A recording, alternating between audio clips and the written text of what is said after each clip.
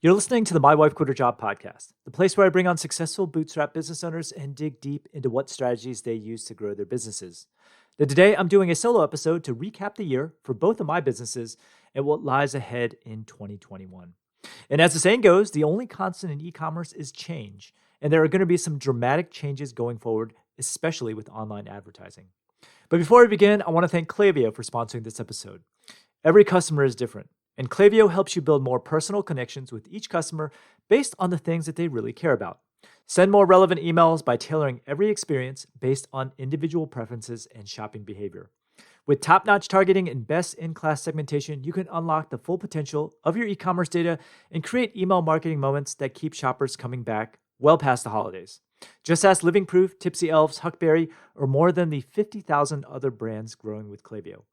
And because Klaviyo was built for e-commerce brands of all shapes and sizes, there's no better marketing platform out there. And you can get started now for free over at klaviyo.com/mywife. That's klaviyo.com/mywife. I also want to thank Postscript for sponsoring this episode. If you run an e-commerce business of any kind, you know how important it is to own your own customer contact list. And this is why I'm focusing a significant amount of my efforts on SMS marketing. SMS, or text message marketing, is already a top 5 revenue source for my e-commerce store, and I couldn't have done it without Postscript.io, which is my text message provider. Now, why did I choose Postscript? It's because they specialize in e-commerce, and e-commerce is their primary focus. Not only is it easy to use, but you can quickly segment your audience based on your exact sales data and implement automated flows like an abandoned cart at the push of a button. Not only that, but it's priced well too. And SMS is the perfect way to engage with your customers. So head on over to postscript.io/Steve and try it for free. That's postscript.io/Steve. Now on to the show.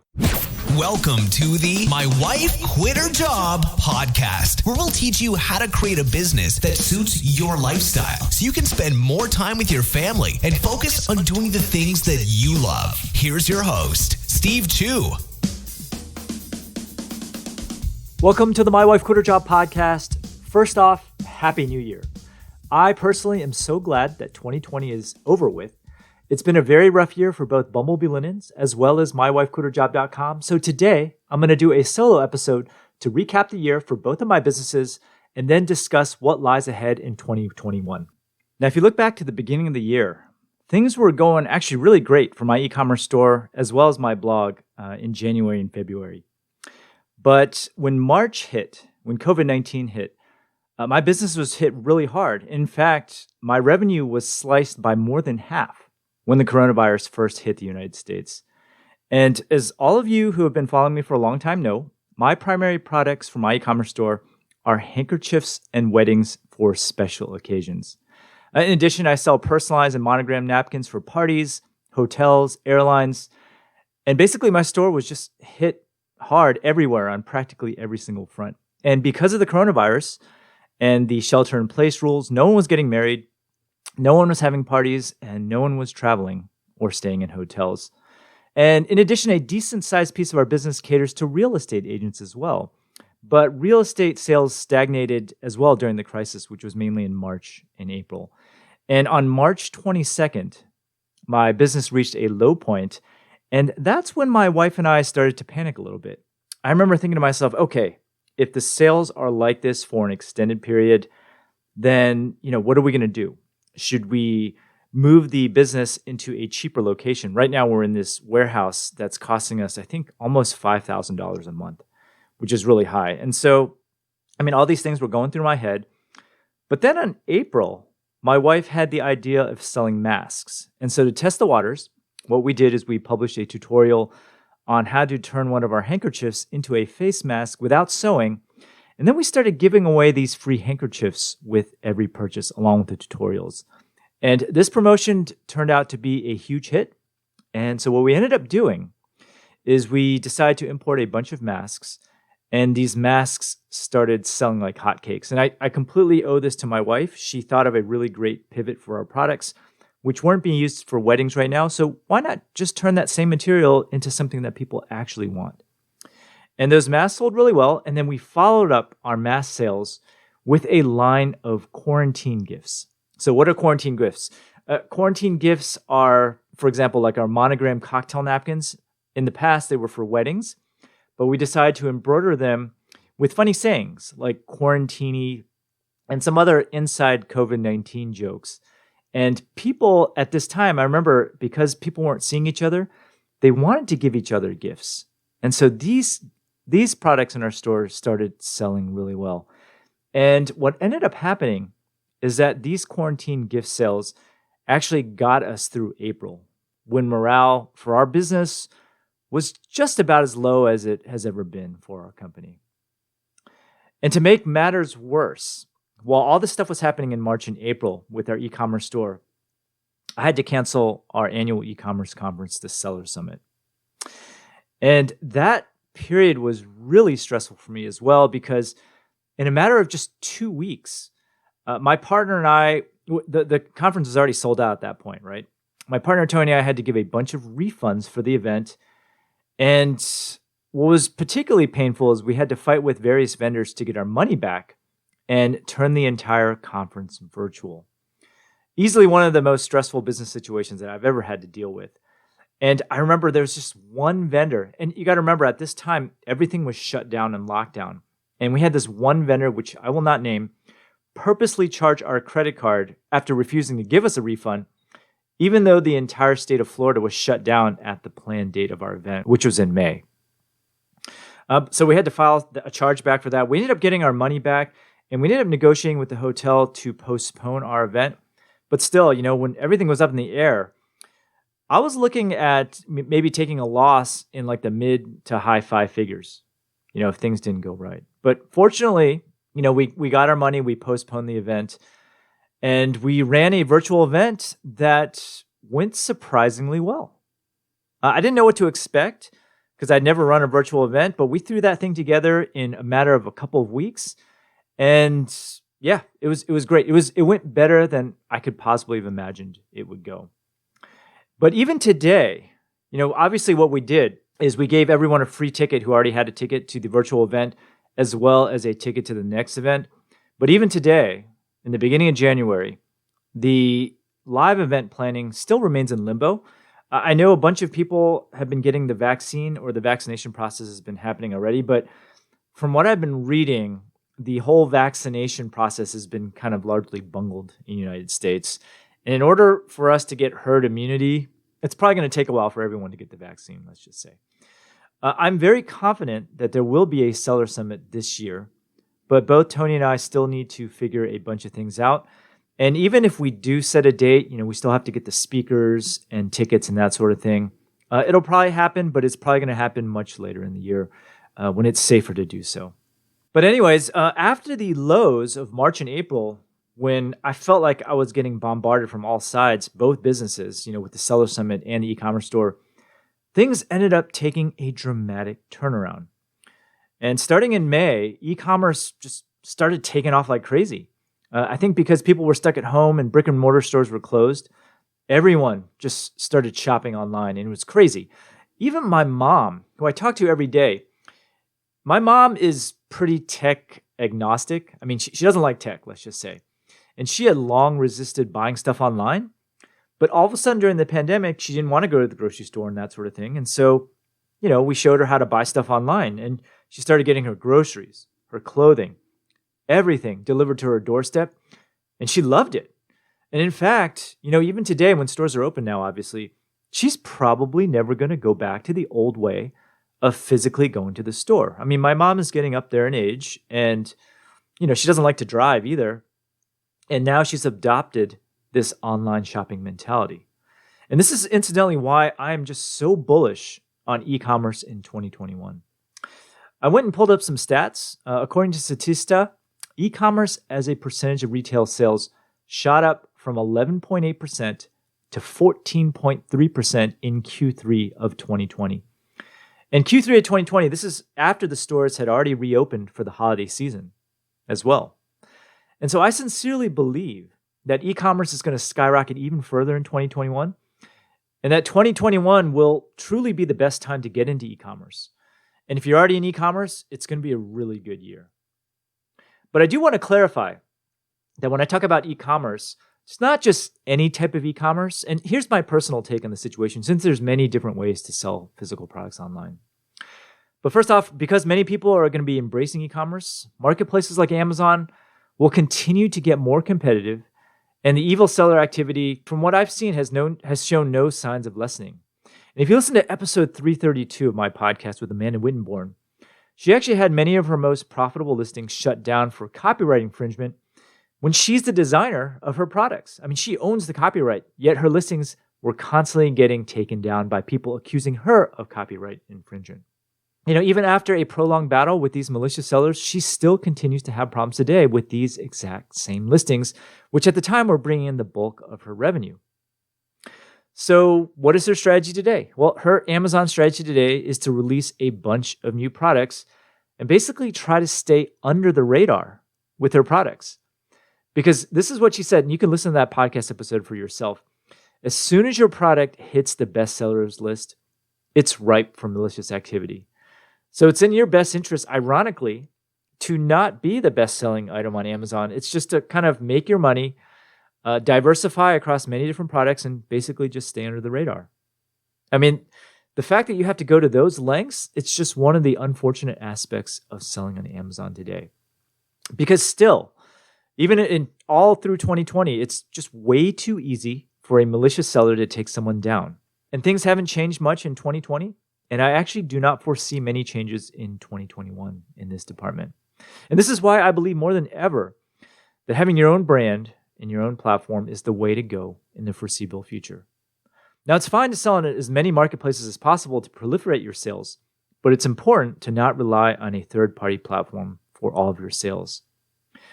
Now, for example, during COVID, Amazon refused to take shipments into their warehouses, and over the holiday season, warehouse space was really scarce. So people couldn't send in as much product as they would have liked either. And in fact, Amazon, the way they calculate the amount of inventory you can send in, it doesn't account for the bursty period over the holidays. And so Amazon didn't let us send in as much as we would have liked, and we ran out of stock over the holidays, and we were forced to go merchant fulfilled. And if you're an e-commerce store that doesn't have a way of fulfillment on your own, then you are out of luck. And if all of your sales were during this period when Amazon actually refused to take shipments, then you were completely out of luck. And, on that front, on owning all of your own stuff, even platforms like Shopify actually started banning people from selling certain products in their shops. And just as an example, an acquaintance of mine selling hand sanitizer was actually shut down by Shopify because Shopify deemed that his prices were too high. They basically thought that he was gouging everyone for hand sanitizer when everyone was on the lookout for hand sanitizer. But in fact, he actually was not trying to gouge anyone. His costs had risen dramatically, and he was forced to raise prices basically to remain profitable. All right, so even a platform like Shopify can call the shots on what you can sell, I mean, that's just a problem right there, right? And, I've preached this all along, but you need to be in as much control as possible over your business as you can, which basically brings me to my next point. Out of all the marketing platforms at your disposal, you should be focusing on your owned marketing assets. And owned marketing assets are platforms that you own, like email, SMS, and to a certain extent, Facebook Messenger. I put an asterisk on that one because kind of technically Facebook controls that platform. But during COVID and the height of the pandemic, both Facebook and Google actually prohibited the advertising of masks online. And, when my wife came up with that great idea to sell our own masks, we were actually forced to use our own channels to market our new product line. And as I mentioned earlier, during this period, Amazon also suspended shipments of non-essential items to their warehouse, which prevented us from restocking our sold-out goods. And without our customer list, our business recovery would not have been possible. And we would have been in deep trouble if we relied on only Amazon for all of our sales, for example. So if Amazon's bringing in most of your sales, you have to pause and take a moment to consider playing the long game. Now, starting your own site and building your own traffic will take longer to ramp up, and your sales initially will definitely be less than Amazon. But unless you start at some point, something drastic and beyond your control will eventually happen with your Amazon account. And that's something that I can actually guarantee. What you need to do is you need to plant your seeds now and dig your well before you are thirsty. Because success in e-commerce in 2021 will hinge on your ability to make sales and retain your customers for repeat sales. If you sell on Amazon or run any online business for that matter, the most important aspect of your long-term success will be your brand. And this is why I work with Stephen Weigler and his team from Emerge Counsel to protect my brand over at Bumblebee Linens.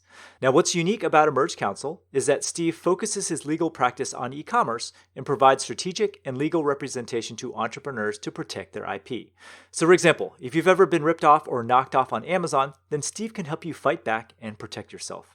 Now, first and foremost, protecting your IP starts with a solid trademark, and Emerge Counsel provides attorney-advised strategic trademark prosecution both in the United States and abroad for a very low price. And furthermore, the students in my course have used Steve for copywriting their designs, policing against counterfeits and knockoffs, agreements with co-founders and employees, website and social media policies, privacy policies, vendor agreements, brand registry, you name it. So if you need IP protection services, go to emergecounsel.com and get a free consult. And if you tell Steve that I sent you, you'll get a $100 discount. That's emergecounsel.com. Now back to the show.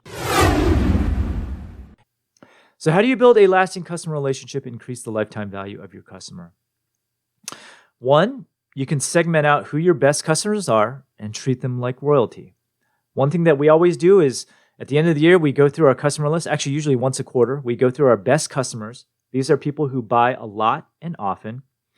And we reach out to them and we offer them special perks, like special releases of products, or we'll give them a special coupon code, or we'll give them like a dedicated representative to take their orders.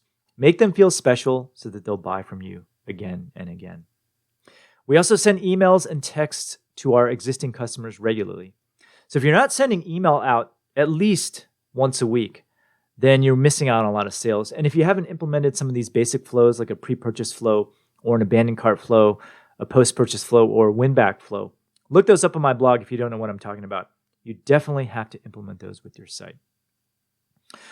You also want to try to increase your average order value. Some of the things that we did this year for our store was we focused a little bit more on bundling certain items, trying to just boost the amount of money that people will spend.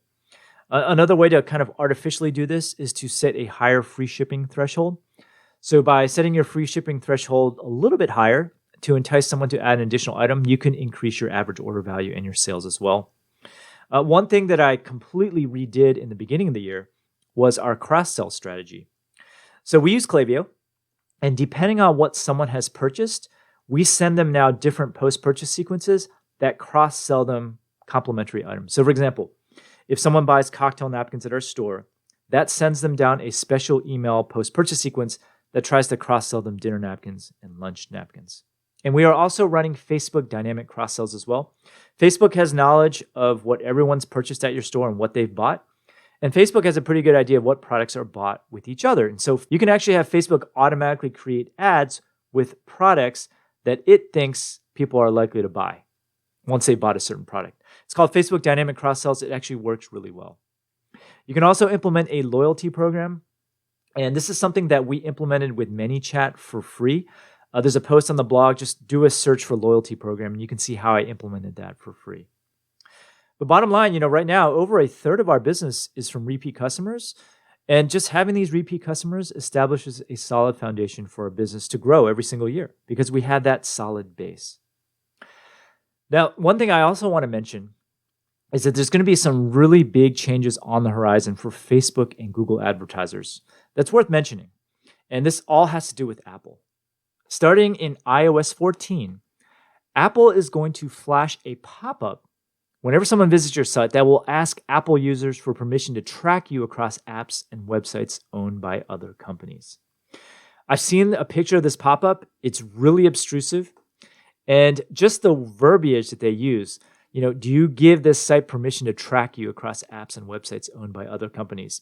I can only imagine that most people are going to opt out of tracking for privacy reasons. And the implications for opting out are really massive in the online advertising world. Because if a user opts out, that means that you can no longer track their activity on your site. This means that you can't tell if they visited your site, if they added an item to their cart, if they viewed a product, or if they've made a purchase. Now, as you know, Apple users represent a pretty big chunk of online devices, and not being able to get conversion data for these customers will greatly reduce the effectiveness of your ads. So this means you won't know that if you're running an ad, whether it made a conversion, and as a result, your audiences might be grossly off as well. And this is just developing right now. This is relatively new, but as it develops further, I will report back with more. But one of the main ways to fix this right now is to use the Facebook Conversion API with your site going forward. Basically, and I'm going to get a little bit technical here, but basically instead of using cookies, which is the way that it's done now, you will actually have to have your server transmit conversion data directly to Facebook via an API call. Basically, instead of relying on cookies, which are little files that are stored in the browser, you will actually have to have your website send the conversion data directly to Facebook or Google. Now, don't worry if this is over your head. Just be aware that support for your shopping cart for these APIs are coming soon, and that you need to implement this as soon as you can if you plan on advertising going forward. And you will have to do this separately for Facebook and Google, or for whatever advertising platform that you use that currently relies on cookies. Now, regardless of advertising, however, the best way to build sales and traffic is by creating content. All right, it doesn't matter what you choose, whether it be through blogging, podcasting, or video. Content attracts people who you can then convert to sales. Okay, so let's sum things up for 2021, since I talk about a lot of different things here. I know that there are listeners of my podcast at every level, and so I'm going to try to address each group differently. So if you already own or run an e-commerce business and you're still only selling on Amazon, I think it's time to diversify. I've just heard too many horror stories in 2020 for you to put all of your eggs in one basket any longer. And even though our Amazon sales continue to grow every year, and Amazon still is a really good moneymaker, those sales from Amazon are not only the least satisfying, but they are the most stressful sales as well. Because you might wake up in the morning, one morning, and notice that your listings are suspended, or Amazon has done something else to your listing or changed things up. And you have to cater to all of Amazon's whims, and the support is terrible. It can easily take you several days just to even get them to respond to you. So as you are diversifying with your own site, which you should do in 2021, make sure that you focus on your own marketing channels. Right? So most of you are probably on email already, but I know for a fact that a lot of you are not on SMS. So SMS should be your next target for sure, without a doubt. It's actually killing it for our store right now. I'm using Postscript.io for my SMS marketing for e-commerce right now. Now, for those of you who have yet to get started with an online business, 2021 is probably the best time to start in e-commerce just as it begins to skyrocket. And if you don't know what you want to sell yet, then just putting out content is probably going to be your best bet. Produce content on topics that you're interested in, build an audience, and just let your audience guide your way. And to put out content, it actually doesn't cost much money at all. Starting a YouTube channel is free. Starting a podcast can be as little as $5, and starting a blog will cost you as little as $3. Now, you got to realize that starting a business is mostly mental. And I know many of you are probably hesitant to pull the trigger because you might feel that you don't have what it takes to succeed. But ask yourself this: what if you do have what it takes? And in case you think that you don't have the skills to succeed, here are actually a set of skills that everyone has that actually doesn't require any knowledge at all. One, you can be on time. You can set a schedule to just work on something and just show up. You can also put your best foot forward. Try as hard as you can and just don't give up on something that you've put your mind to. You can have energy and passion for what you're working on, right? You can get excited. Find something that you're excited about and just put out content on it. And once you build that audience, the money will just come. You can actually have a consistent work ethic. Just make sure you show up. Set aside a time in your calendar to work on your business and make it a part of your routine. All right? And it's important that as you're working on your business, that you have the right attitude.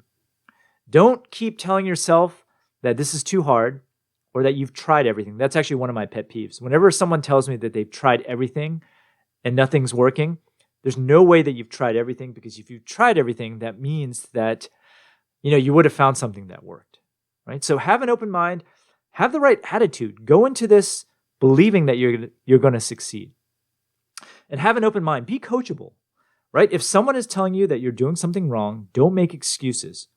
Just analyze and look at what you're doing and find out ways or find out problems that you're doing and try to improve on what you're already doing. And finally, be prepared. And this is very similar to putting your best foot forward. You have to try your hardest to do something and don't give up. You got to give everything at least 3 to 5 years. Don't start a business thinking that it's going to be successful in year one.